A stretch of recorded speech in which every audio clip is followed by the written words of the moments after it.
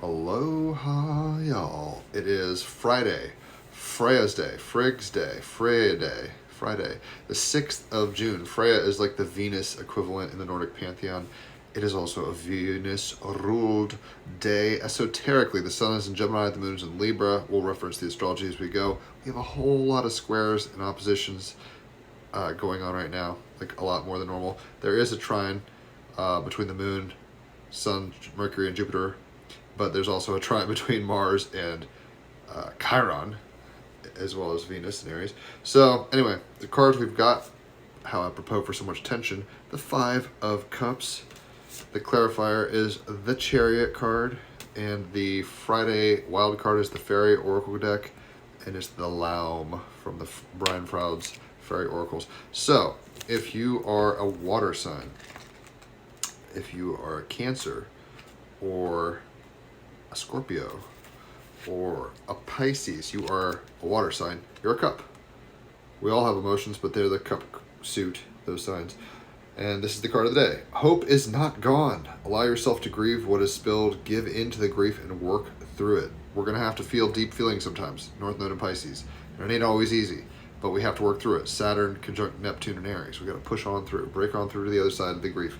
On page 155 of Cups, I am inconsolable. The Swiss-American psychiatrist Elizabeth Kubler-Ross was a pioneer in research on near-death experiences and the process of grief. She postulated the 5 stages of grief. Denial. This can't be happening. Anger. Why me? It's not fair. Bargaining. If only ... I would ... Depression. Why go on? And acceptance. It's going to be okay. Towards the end of her own life, she said the stages were not always a linear, predictable progression. This opened the door for us to understand grief as a process which unfolds across time. Ultimately, the process travels across different emotional topographies that must make the full journey in order to reach the land of acceptance and integration. Uranus in Taurus, trining Pluto, retrograde in Aquarius. It's like it ain't fun, but we got to go through the turbulence of the flight school that we're in.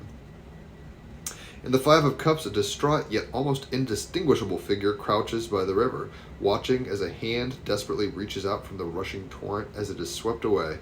5 cups, 5 stages must be consumed in order to move on. Think of the Horcrux journey in Harry Potter with Dumbledore drinking the poison, right?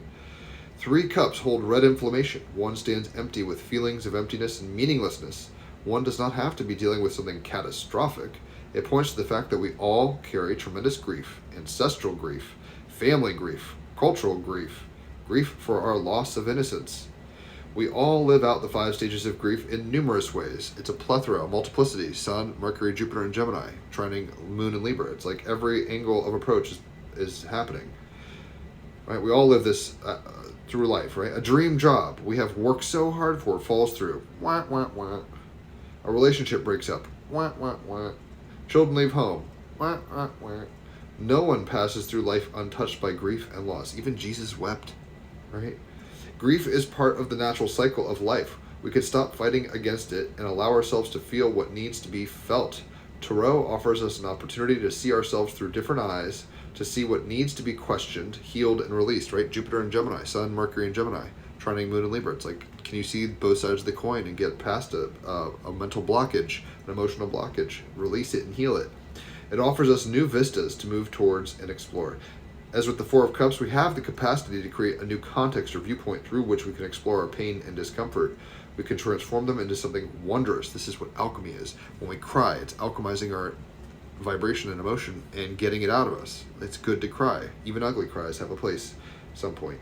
Byron Katie's system, The Work, offers a way of questioning and releasing the painful stories we inhabit, stepping into the open freedom that is our true, radiant, and untarnished self. We tell ourselves stories, we tell ourselves definitions, and we attach to those things, right? The root of suffering in Buddhism, attachment. When we attach to something, an outcome, whatever, a partner, a dream job, whatever it is, and it doesn't work out how we expected, we start to get frustrated, bitter, angry, resentful, all these things. We're going to have to work through that. It's all good. There's a season for that. The 5 of Cups took me to my own deep grief, and that's David D'Angelo speaking. He has been on my podcast. The loss of loved ones, the failure and hard times that he put himself and his family through with relentless pursuit of creative dreams, North Node and Pisces. The fast-flowing river in the card has more than one meaning or possibility. Sun and Moon, or Sun, Mercury, and Jupiter in Gemini, trining Moon in Libra, multiplicities here.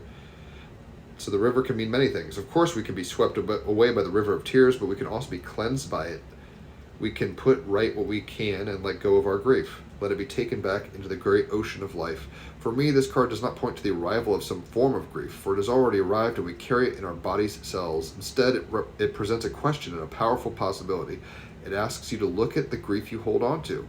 It invites you to complete with it and let it go, letting life, or capital N, nature, take care of transmuting it back into vitus or energy, right? And the natural occurrence when we feel frustrated and sad and angry and all this stuff is tears. Hope is not gone. Allow yourself to grieve what is spilled. Give into the grief and work through it. Right? The clarifying card is the Chariot. I've written music to all the major arcana cards. I'll post the music for that called Forward Momentum in the comments. But this is a Cancer card. More feels, right? We got to keep moving. Saturn conjunct Neptune and Aries. Don't stop. Can't stop. Won't stop. It's how we keep going in the spiral. We don't just loop at the circle level. That's not what we're here for. So on page 36, the Chariot, I am confident that with discipline I will succeed. Saturn, discipline, conjunct Neptune, my dreams and hopes and fears and, nightmares, in Aries. Chiron and Venus are in Aries, opposite the moon in Libra. It's like, oh my gosh, it takes times of difficulty as well as joy. Who'd have thunk? The Chariot, taking charge of your own destiny, seizing the moment and letting the momentum carry you forward. Finish what you've set into motion. Don't hesitate. You can do this. The wild card, rather, is coming from Brian Froud's Fairy Oracle deck, Friday Fairy Oracle card. I believe it's number 30. Yeah, number 30, the Laum. And we'll get a little advice from a fairy. Where's she at? 32, 31, 30. All right, so the Laum. If you are stuck, or it's about number 30, the Laum, unconditional giving, unconditional receiving on page 112, right? It's about not everything works out on page 112. It's not 111, magic number. It's just a little off, right? Sometimes we got to keep looking for synchronicities and move forward, even though it's not always syncing up the way we would hope or expect. If you are stuck or blocked in a situation, and with all these squares, Jupiter, Mercury, Sun, squaring Neptune, Saturn, North Node, Pluto squaring Venus and Chiron, Black Moon Lilith, opposite Venus and Chiron, the Moon, opposite Venus and Chiron, right? It's a lot of hard energy. Mars squaring Uranus, Mars trining Chiron. Like when it's feeling stuck and difficult, if you're stuck or blocked in a situation and the Laum turns up in a reading, you probably need to stop focusing on what you're trying to accomplish and simply give to others freely and generously and unconditionally. Try a few random acts of kindness, unconditionally given, of course. Moon in Libra, trining the Sun in Gemini, Jupiter in Gemini. Go do some volunteer work somewhere. Mow your elderly neighbor's lawn, or take home made soup or some flowers from your garden to someone you know is ill. Give some help to a coworker because they just need it. Give to a needy stranger whether or not you think they deserve it. Take flowers into a hospital and give them to a stranger at random, or give them to a nurse with compliments from the universe. Give a bit more than you think you can afford. Go a little further than you think you reasonably can. Empty your wallet or purse of all your cash for a beggar on the street. Don't worry, it will fill up again much faster than you might expect. So even though sometimes we are hurt by life, if we give into the process and open ourselves to it and pay it forward, move forward, Chariot card, emotionally, by cathartic, alchemizing through the tears, it makes room for the new. She's got battered wings. She's been through it. She's had hardships. We get scarred in life. No one gets through here without a little grief or a little disappointment. But she's going to fly again. And the way we move forward really ultimately is to transmute it. And to transmute it is to change your mind, free your mind, open your heart, and giving to others is ultimately a very good way to move it forward instead of just focusing on your blues and saying, oh, woe is me. So if you've enjoyed this, leave a tip, holler for a reading, 5-star reviews so you know it's top shelf shit. I love giving them. People love getting them. $50 for an hour of cards, $150 for 3 hours of astrology. If you have a birthday, you can get either cards or your chart or both for half off. And if you refer somebody to me, you get half off on cards. So there's a lot of ways to take advantage of that. And that's a really good deal. I mean, I've been told to charge more, but I'm not going to. If you want top shelf magic like what you just watched, holler at your boy and you'll get it. So check out the Team Rabbit Hole podcast. I'll post that in the comments. 314 episodes. Check out the song I wrote for the Chariot card. It's funky and cool. And ultimately, enjoy your Freya's day. Catch you all on the flip side.